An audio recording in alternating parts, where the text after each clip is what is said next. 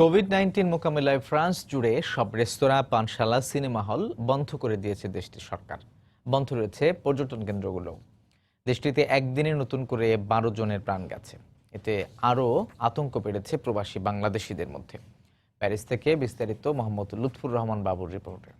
ফ্রান্সে দিনকে দিন করোনা ভাইরাসের পরিস্থিতি খারাপ থেকে খারাপের দিকে যাচ্ছে। বাড়ছে আক্রান্তের সংখ্যা আর সেই সাথে মৃতের সংখ্যাও। করোনা ভাইরাসের বিস্তার রোধে বন্ধ করে দেওয়া হয়েছে অনির্দিষ্টকালের জন্য সব ধরনের শিক্ষা প্রতিষ্ঠান, সেই সাথে আইফেল টাওয়ার, লুভর মিউজিয়াম সহ সব দর্শনীয় স্থানও।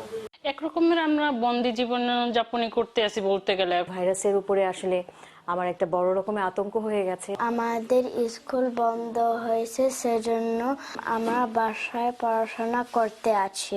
ইউনিভার্সিটি বন্ধ হয়ে গিয়েছে, যেহেতু আমরা ইন্টারনেটে পড়াশোনা করছি। দেশটির প্রধানমন্ত্রী এডওয়ার্ড ফিলিপ রোববার মধ্যরাত থেকে ফ্রান্সের সব ধরনের রেস্টুরেন্ট, বার ও সিনেমা হল বন্ধের নির্দেশনা দিয়েছেন।